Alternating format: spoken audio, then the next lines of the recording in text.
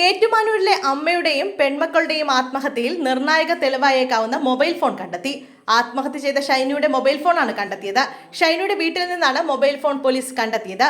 Phone lock ചെയ്ത നിലയിലാണ്. Mobile phone cyber വിദഗ്ധർ പരിശോധിക്കും. കേസിൽ അറസ്റ്റിലായ ഷൈനിയുടെ ഭർത്താവ് നോബിയുടെ ഫോണും നേരത്തെ പോലീസ് പിടിച്ചെടുത്തിരുന്നു.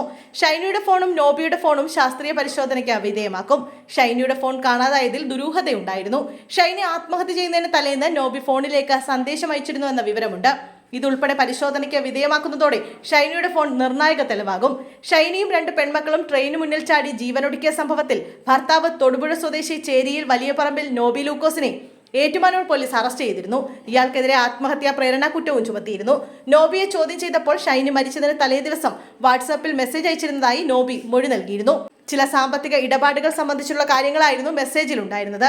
പ്രകോപനപരമായ രീതിയിൽ എന്തെങ്കിലും മെസ്സേജ് ഉണ്ടോ എന്ന് പ്രതി കൃത്യമായി മറുപടി നൽകിയിട്ടില്ല.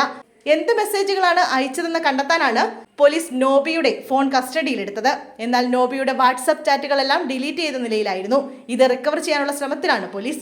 ഇതിനിടെയാണ് ഷൈനിയുടെ ഫോൺ കാണാത്തതിൽ ദുരൂഹത തുടർന്നിരുന്നത്. നോബിയുടെ ഫോണിൽ ഡിലീറ്റ് ചെയ്ത ചാറ്റുകൾ ഷൈനിയുടെ ഫോണിൽ ഉണ്ടോ എന്ന കാര്യം ഉൾപ്പെടെ പരിശോധിക്കേണ്ടതുണ്ട്. ഷൈനിയുടെ വീട്ടിൽ നിന്നും ഇന്ന് ഫോൺ കണ്ടെടുത്തതോടെ കേസിൽ കൂടുതൽ തെളിവ് ലഭിക്കുമെന്ന പ്രതീക്ഷയിലാണ് അന്വേഷണ സംഘം.